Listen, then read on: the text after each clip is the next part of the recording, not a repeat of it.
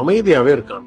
அவன் கிட்ட இருந்து 2 அடி தள்ளி நிக்கிறது உனக்கு ரொம்ப நல்லது. ஏன்னா போர் நடக்கிற இடத்துல கேக்குற குண்டு சத்தத்தை விட இந்த அமைதி எப்ப கலையும் எப்படி கலையும்லாம் சொல்லவே முடியாது. ஒரு சிறுத்தை தரையோட உட்கார்ந்து இருக்குன்னு வச்சுக்கோங்க, அது படுத்திருக்குன்னு அர்த்தம், பாய போகுதுன்னு அர்த்தம். அமைதியா இருக்குன்னு நினைச்சிட்டு கிட்ட போய் சீண்டன்னு வச்சுக்கோங்க, அது திரும்ப உன்னை சீண்டெல்லாம் செய்யாது. என்ன பண்ணணும்னு உனக்கே தெரியவில்லை. அதனாலதான் சொல்றேன், அமைதியான ஒருத்தரோட அமைதி கலையறதுக்கான காரணமா மட்டும் நீ இருக்க, அப்போதான் உன் வாழ்க்கை அமைதியா இருக்கும்.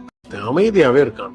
அவன் கிட்ட இருந்து 2 அடி தள்ளி நிக்கிறது உனக்கு ரொம்ப நல்லது. ஏன்னா போர் நடக்கிற இடத்துல கேக்குற குண்டு சத்தத்தை விட இந்த அமைதி எப்ப கலையும் எப்படி கலையும்லாம் சொல்லவே முடியாது. ஒரு சிறுத்தை தரையோட உட்கார்ந்து இருக்குன்னு வச்சுக்கோங்க, அது படுத்திருக்குன்னு அர்த்தம், பாய போகுதுன்னு அர்த்தம். அமைதியா இருக்குன்னு நினைச்சிட்டு கிட்ட போய் சீண்டன்னு வச்சுக்கோங்க, அது திரும்ப உன்னை சீண்டெல்லாம் செய்யாது. என்ன பண்ணணும்னு உனக்கே தெரியவில்லை. அதனாலதான் சொல்றேன், அமைதியான ஒருத்தரோட அமைதி கலையறதுக்கான காரணமா மட்டும் நீ இருக்க, அப்போதான்